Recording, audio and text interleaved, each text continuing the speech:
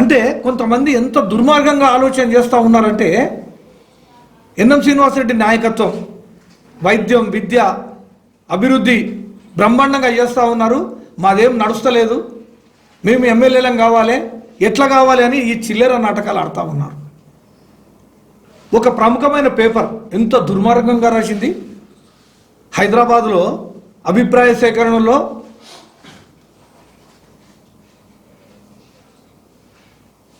ఒక ఆమెకు అందరూ చెప్పిండ్రు, దాన్ని పక్కకు పెట్టి వేరే వాళ్ళకి ఇచ్చిండ్రు అని చెప్పి దుర్మార్గంగా రాసింది. చీరాల లోపట ఎమ్మెల్యే గారు, అదేవిధంగా మన ఇన్ఛార్జ్ అయిన అనిరుద్ రెడ్డి గారు హోటల్లో కూర్చొని ప్రతి ఒక్క కార్పొరేటర్ను పిలిచి మీ అభిప్రాయం ఏంది అని అడిగి వాళ్ళు మొత్తం రాసుకున్నారు. మొత్తం కార్పొరేటర్లు అక్కడ ఏం చెప్పిండ్రు, నాకు తెలిసిన విషయం ఏమంటే MLA opinion is final, MLA గారి అభిప్రాయమే ఫైనల్, మీరు ఏ నిర్ణయం తీసుకున్నా మేము కట్టుబడి ఉంటాము అని చెప్పిన సందర్భం అనిరుద్ రెడ్డి గారు మొత్తం రాసుకున్నాం.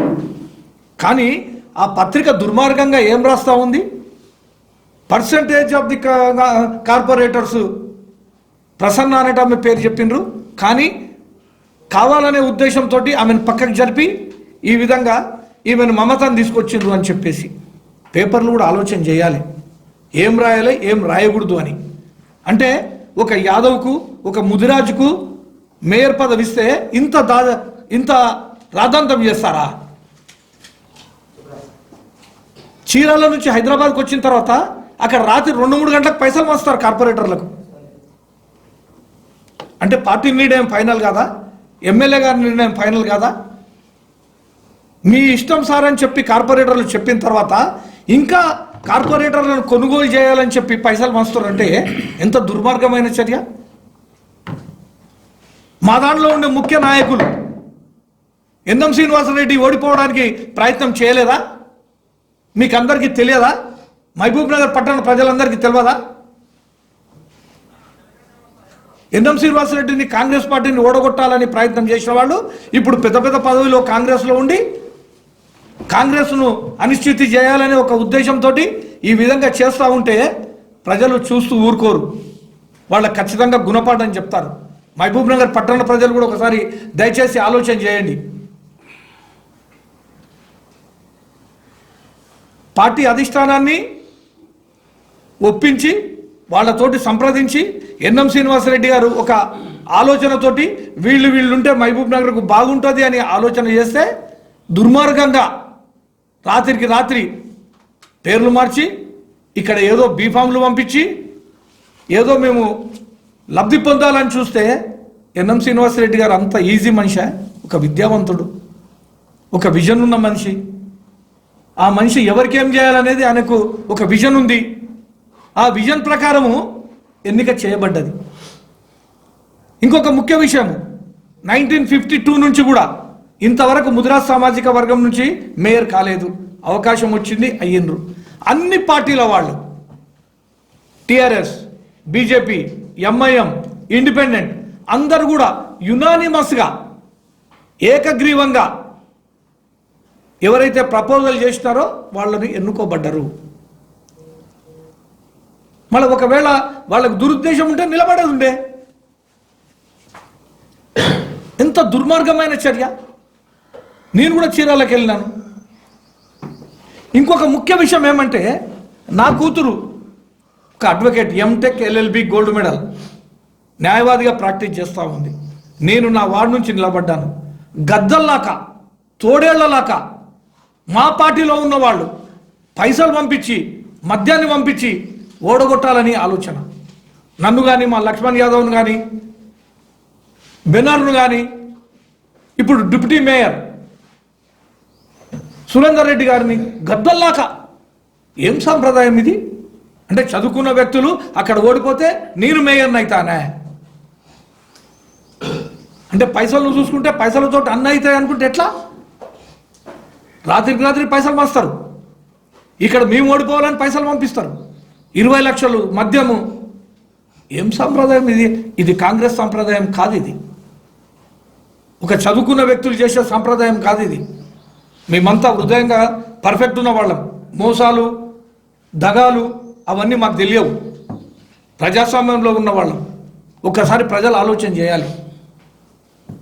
మా దగ్గరికి 20 లక్షలు పంపిస్తారు, 10 లక్షల మధ్య పంపిస్తారు. కొంతమంది మైనార్టీ నాయకులు ఫోన్ చేసి టీఆర్ఎస్కే అని మైనార్టీలకు ఫోన్లు చేస్తారు. వాళ్ళు నాకు ఫోన్ చేసి ఏమన్నా మీ పార్టీలో ఉన్న వాళ్ళే ఈ విధంగా చెప్తున్నారు అని నాకు చెప్పడం. నేను మైనార్టీతో నా సంబంధం లేదో మీకు అందరికీ కూడా తెలుసు. ఇంత దుర్మార్గమైన చర్యనా? అంటే వాళ్ళు లబ్ధి పొందడానికి కొరకు వాళ్ళు ఏదో కావాలనే దాని మీద మా పార్టీ వాళ్ళనే ఓడగొట్టుకోవాలనే ఆలోచన. అటువంటి వాళ్ళ మీద పార్టీ ఖచ్చితంగా చర్య తీసుకుంటుంది.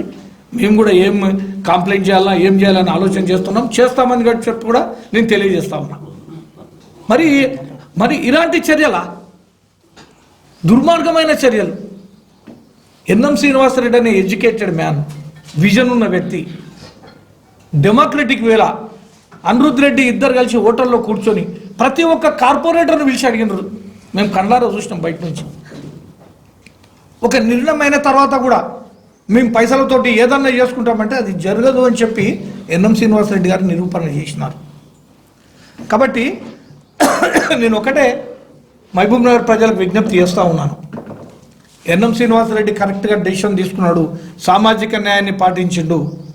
వారి మార్గంలో మేమందరం కూడా కాంగ్రెస్ పార్టీ నాయకులు మొత్తము నడుస్తూ ఉన్నాము. అతని అభివృద్ధిలో మేము పాల్గొంటాము. సామాజిక న్యాయం పాటించిండు. ఇంతవరకు కూడా పెద్ద సామాజిక వర్గాలైన యాదవులు, ముదిరాజులకు ఆయన సముచిత స్థానం ఇచ్చిండు.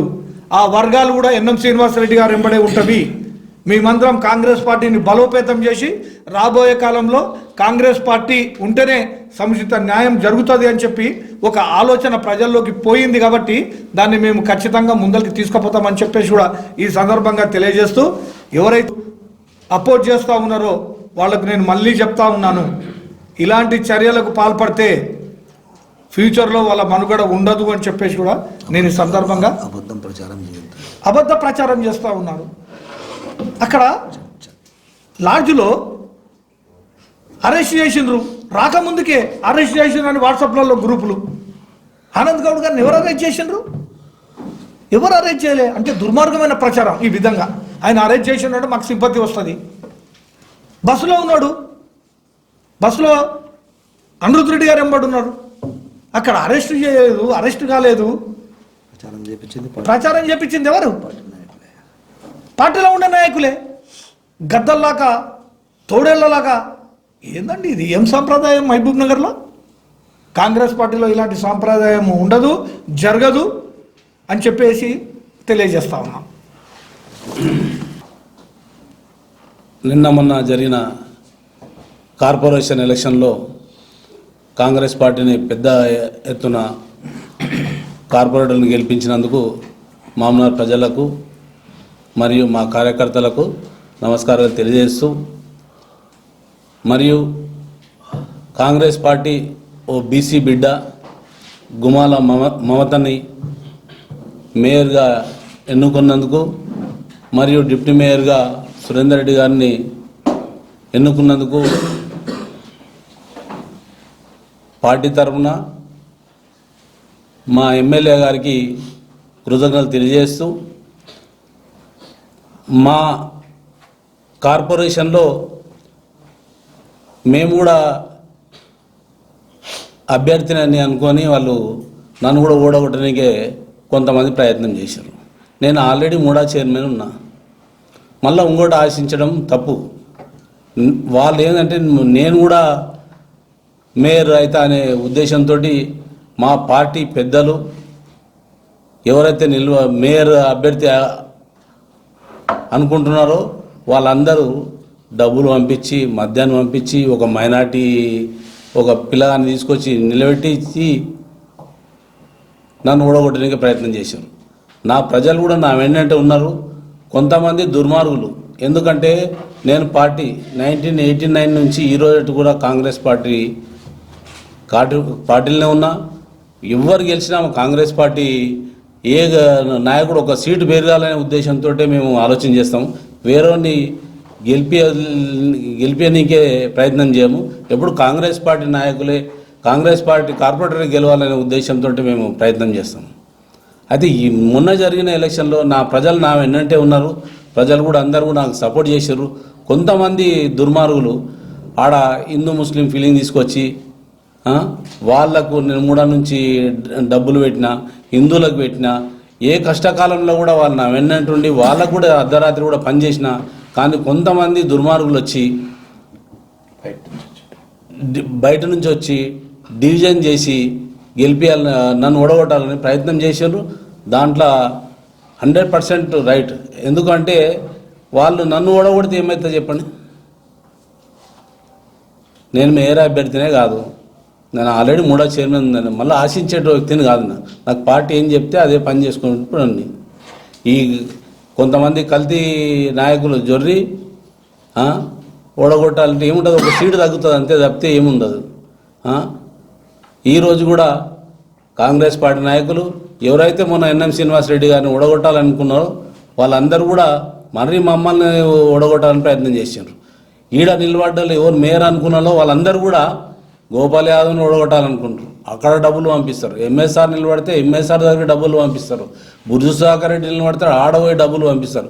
ఎన్పి వెంకటేష్ అన్న కూతురు మంచి ఎడ్యుకేటెడ్, ఆడి కూడా పంపించి డబ్బులు పంపించి మా దగ్గర పంపించిండ్రు. ఇలాంటి కల్తీ వాళ్ళందరూ ఫస్ట్ పార్టీ నుంచి సస్పెన్షన్ చేయాలి. ఎవరైతే మమ్మల్ని కూడగొట్టాలనుకున్నామో వాళ్ళందరూ కూడా పిసిసికి మరియు ఏఐసిసికి కూడా కంప్లైంట్ చేస్తున్నాము. మా పార్లమెంట్ ఇన్ఛార్జ్ మన వంశీచంద్రెడ్డి గారికి మరియు పిసిసి అధ్యక్షునికి మరియు ముఖ్యమంత్రికి కూడా 2-3 రోజుల్లో మేము కలిసి వాళ్ళ పేరు మీద కంపల్సరీ కంప్లైంట్ ఇస్తున్నాము. ఇంకోటి ఏంటంటే మా ఎన్ఎం శ్రీనివాసరెడ్డి ఎమ్మెల్యే గారు ఎంత సామాజిక స్పృహ ఉన్న వ్యక్తి, కొద్దిగా ఆలోచన లేదు.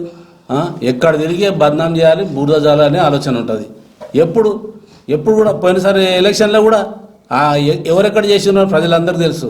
మా ఉన్నారు ప్రజలందరూ ఆలోచన చేస్తున్నారు. కనుక మేము కూడా ఏంటంటే ఈ 2-3 రోజుల్లో కంపల్సరీ పిసిసి ప్రెసిడెంట్ని ముఖ్యమంత్రిని కలిసి వాళ్ళ మీద చర్య తీసుకోమని చెప్పేసి కోరుకుంటూ మేమందరం ఒక బృందంగా ఏర్పడి ఈరోజు మేయరు, డిప్యూటీ మేయరు, 3వ చైర్మన్, మన సీనియర్ నాయకులు వినోదన్న, వెంకటేష్ అన్న అందరం కలిసి పెద్ద ఎత్తున మేమందరం కూడా పార్టీని బలోపేతం చేస్తాం.